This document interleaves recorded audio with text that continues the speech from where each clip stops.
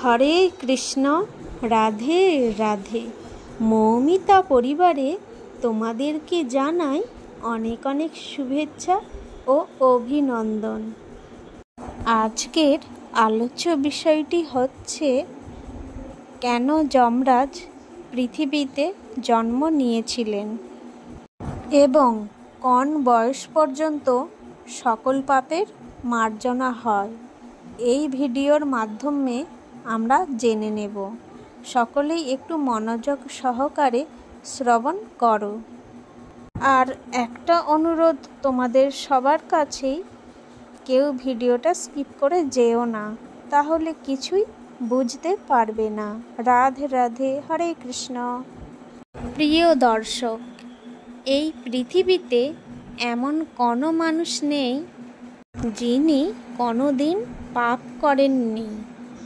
প্রতিটি মানুষই জীবনের কোনো না কোনো সময় জ্ঞানত বা অজ্ঞানতভাবে পাপ করেই ফেলে। আমরা এমন অনেক মাহাত্ম্য ও সাধুদের কথা শুনেছি, যারা হয়তো প্রথম জীবনে কোনো না কোনো পাপ করেছেন। গরুড় পুরাণে কী পাপে কী শাস্তি পেতে হয় তার বিস্তারিত বর্ণনা আছে। প্রতিটা পাপের জন্য মানুষকে এই জন্মে কোনো না কোনো শাস্তি ভোগ করতে হয়, কিন্তু যাদের পাপের পরিমাণ অত্যাধিক বেশি, তাদের মৃত্যুর পর এবং পরবর্তী জন্মেও এই পাপের শাস্তি ভোগ করতে হয়। অনেক বড় বড় রথী, মহারথী, সাধু, সন্ন্যাসী, এমনকি এই পাপের জন্য মৃত্যুর দেবতা স্বয়ং যমরাজকেও শাস্তি পেতে হয়েছিল। কিন্তু আপনারা কি জানেন, একটি নির্দিষ্ট বয়স পর্যন্ত মানুষ যেই পাপ করে সেই পাপের জন্য তাকে কোনো শাস্তি পেতে হয় না। আজকে এই ভিডিওর মাধ্যমে জানব কোন বয়স পর্যন্ত সমস্ত পাপকে মার্জনা করে দেওয়া হয় এবং যমরাজকে কেন এবং কী কারণে শাস্তি ভোগ করতে হয়েছিল। যমরাজের এই কাহিনীটি জানা যায় আমাদের মহাকাব্য মহাভারত থেকে। হিন্দু মহাকাব্য মহাভারতে বিদুর একটি গুরুত্বপূর্ণ ভূমিকা পালন করেছিলেন। তিনি ছিলেন কুরু রাজ্যের প্রধানমন্ত্রী, জ্ঞানী, দূরদর্শী, ন্যায়পরায়ণ। তিনি ধৃতরাষ্ট্র ও কৌরবদের সুপরামর্শ দিতেন, কিন্তু তার কথায় কেউই কর্ণপাত করত না। এই বিদুর আসলে কে ছিলেন, কেন তিনি পৃথিবীতে জন্ম নেয়, সেই কাহিনী এখন জানব।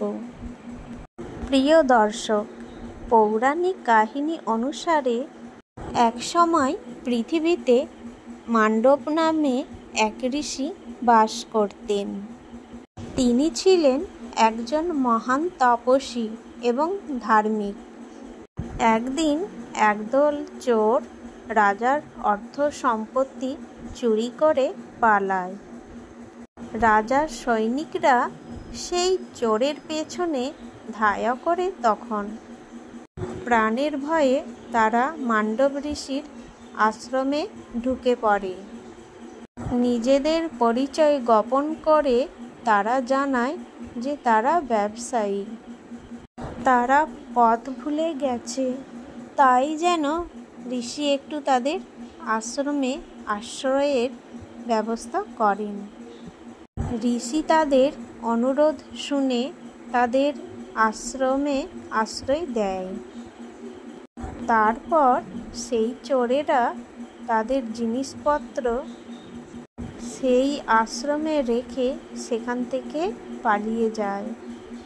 এদিকে চোরের পিছু করতে করতে সেই রাজ্যর সৈন্যরা ঋষির আশ্রমে এসে উপস্থিত হন। সৈন্যরা আশ্রমে যখন চোরেদের খুঁজতে থাকে তখন তারা সেখানে লুট করা টাকা পয়সা, জিনিস গয়না সব কিছু পায়।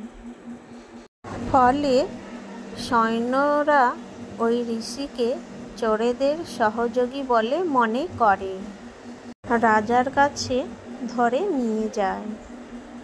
রাজাও মহিষীকে চোর হিসেবে মনে করে তাকে শুলে চড়ানোর আদেশ দেন। কিন্তু যখন ওই মহিষীকে শুলে চড়ানো হয় তখন তিনি বেঁচে যান, তার মৃত্যু ঘটে না। রাজা যখন এই ঘটনা জানতে পারলেন তখন তিনি বুঝে গেলেন ইনি চোর নন। রাজা তখন মহিষী মান্ডবের কাছে ক্ষমা চাইলেন এবং সমস্ত ঘটনা জানতে চাইলেন। মহিষী মান্ডবের সব কথা জানার পর তিনি অত্যন্ত লজ্জিত হলেন। তখন মহিষী বললেন, হে রাজন, তুমি সত্য ঘটনা সম্পর্কে অবগত ছিলে না। যা করেছ কেবলমাত্র রাজধর্ম পালনের জন্য, তাই আমি তোমাকে ক্ষমা করে দিলাম, কিন্তু ওই ধর্মরাজকে নয়।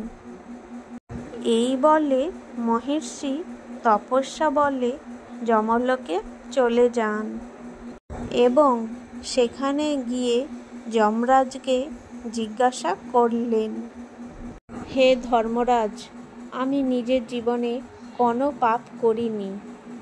আমি সর্বদা ঈশ্বরের উপাসনা করেছি, তাহলে আমাকে কেন অপমান কষ্ট ভোগ করতে হলো?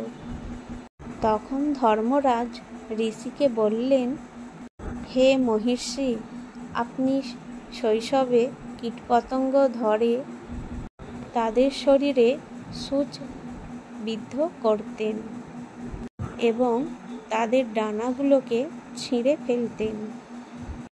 সেই পাপের কারণেই আপনি আজ এই শাস্তি পেয়েছেন।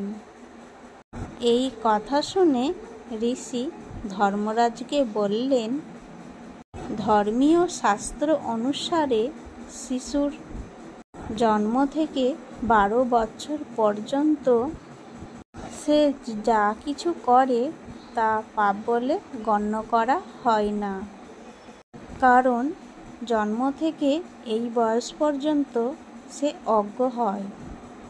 আমি যখন এই কাজ করেছি আমার বয়স তখন 12 বছরের কম ছিল, তাহলে এটি পাপ বলে বিবেচিত হবে না।